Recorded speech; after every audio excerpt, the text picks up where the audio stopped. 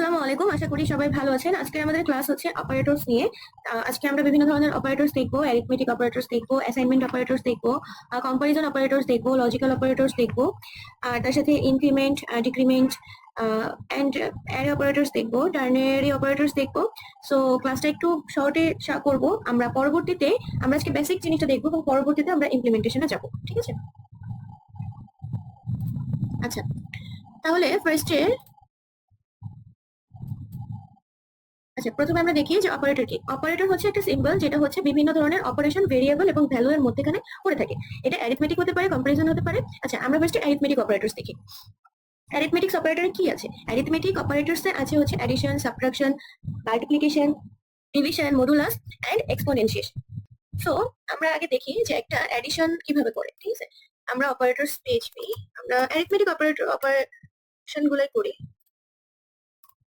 ওকে, আচ্ছা দেখি arithmetic operator কিভাবে কাজ করে। আমি একটা ভেরিয়েবল নিলাম হচ্ছে এ, আমার এর মান দিলাম হচ্ছে 20। এরপরে আমি নিচ্ছি আরেকটা ভেরিয়েবল। আপনারা জানেন ভেরিয়েবল ডেটা স্টোর করে, আমরা প্রিভিয়াস ক্লাসে শিখেছি। তাহলে আমার এখন অ্যারিথমেটিক অপারেটর কিভাবে কাজ করে, লাইক অ্যাডিশন কিভাবে কাজ করে, মানে যোগ কিভাবে করবো। ঠিক আছে, A plus B is equal to C. ঠিক আছে, তাহলে একটু ভুল হয়ে গেছে, sorry. C is equal to A plus A. আচ্ছা, তাহলে আমি হচ্ছে ইকো করতে চাচ্ছি হচ্ছে সি। ঠিক আছে, দেখি তাহলে আমি আউটপুট কি আসে। আমার আউটপুট হচ্ছে এখন লোকাল হোস্ট দেন হচ্ছে আমার ইএনএম হচ্ছে অপারেটরস ডট পিএইচপি। ঠিক আছে, 35।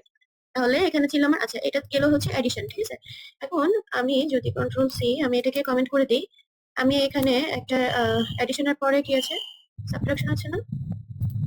হ্যাঁ, অ্যাডিশনের পরে সাবট্রাকশন আছে। তাহলে দেখি আমি সাবট্রাকশন করে দেখি।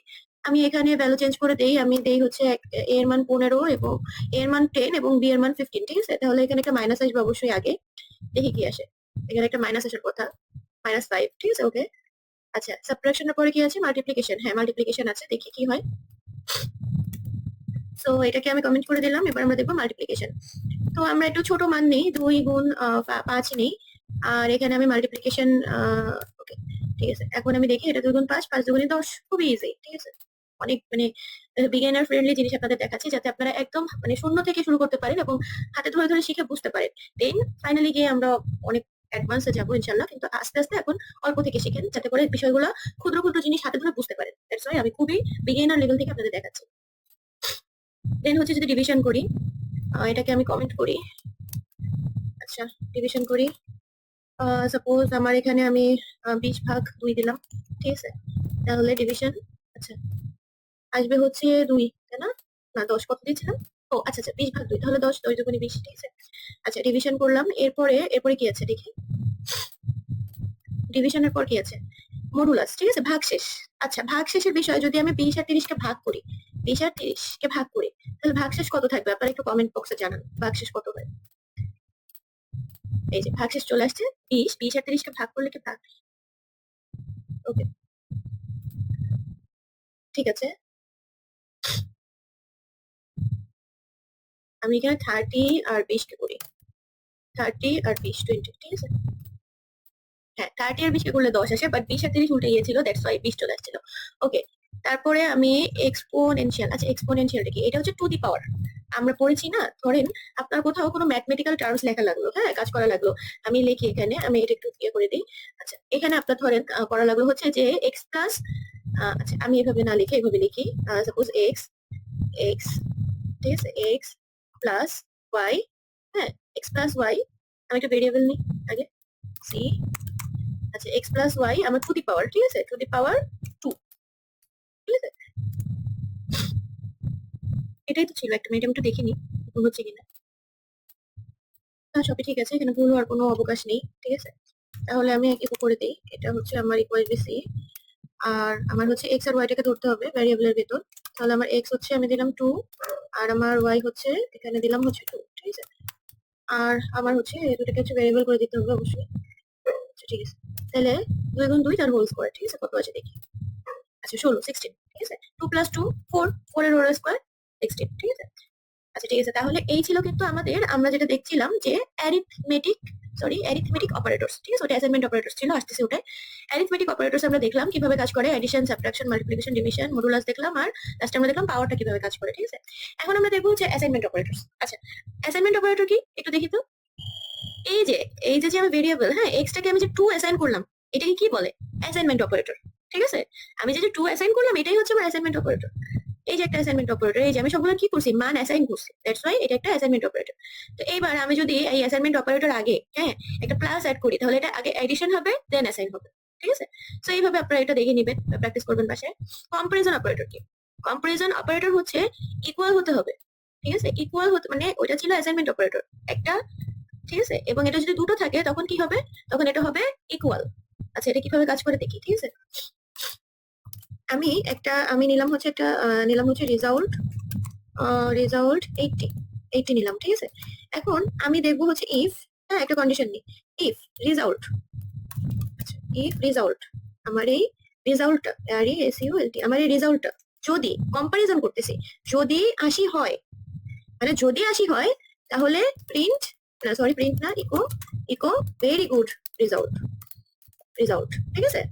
তাহলে কি হলো দাঁড়ালো, আমার এটা হচ্ছে অ্যাসাইনমেন্ট অপারেটর, এটা কিন্তু কম্পারিজন অপারেটর, যদি 80 হয়। তাহলে আমি এটাকে হচ্ছে কমেন্ট করে দিই যে দেখি কি আসতেছে, ভেরি গুড রেজাল্ট। কিন্তু যদি এটা 80 না হয়, তাহলে আমার রেজাল্ট আসলে হচ্ছে 80 না, আমার রেজাল্ট আসলে 800, তাহলে কি আসবে? তাহলে else echo, echo echo something দিয়ে দিই, সামথিং একটা হোক, ওর যেটা মন চায় ও সেটা নিক, ঠিক আছে। ওকে, দেখি কি আছে, সামথিং।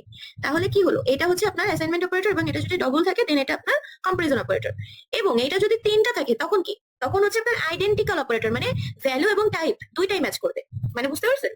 এখানে ধরেন আমি বুঝাই আপনাকে, এখানে আমি দিলাম হচ্ছে ইজা, ঠিক আছে, এখানে দিলাম হচ্ছে আমি ইজা। এখানে কি, এই যে যদি আমি তিনটা দিয়ে দিই, হ্যাঁ, এটা কি ভ্যালু আর টাইপ দুটো ম্যাচ করছে? এটা কোনোদিন ম্যাচ করবে না, ঠিক আছে, এই দেখেন এটা ম্যাচ করবে না, ঠিক আছে। কিন্তু আমি যদি এখানে দিই হচ্ছে রেজাল্ট ইজ ইকুয়াল টু ইজা, হ্যাঁ, এটা ভ্যালুও ম্যাচ করতেছে, টাইপও ম্যাচ করতেছে, ঠিক আছে, ভেরি গুড, হ্যাঁ, ওকে।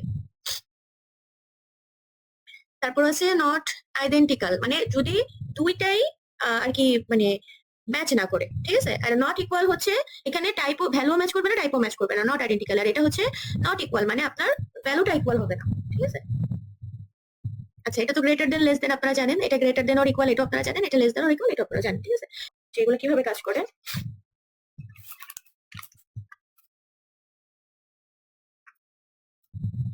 একটা টার্নারি অপারেটর দেখে আসি কিভাবে কাজ করে, ঠিক আছে। সেটা আমাদের টপিক তাহলে ক্লোজ হয়ে যায়।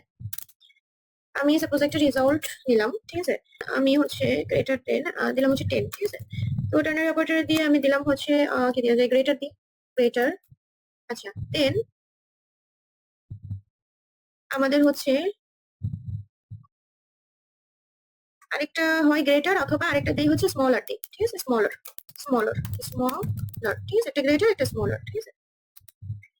তো এটা বলা যেতে পারে যে এটা হচ্ছে এক্সট্রা, কি হলো, এক্সট্রা এখান থেকে উঠাই দিয়ে একটা এক্স নিয়ে আসি, তাহলে এটা ঠিক হয়ে যাবে। সো এটা হচ্ছে আমাদের বলা যায় ইফ অর এলস এর কাজ, ঠিক আছে। দেখি কিভাবে কাজ করে, এটা greater to to x is equal to কি দিছি, 2 না, তো এটা থেকে কি বড় না ছোট, তারা বলেন কি আসবে? কিছুই তো আসে না।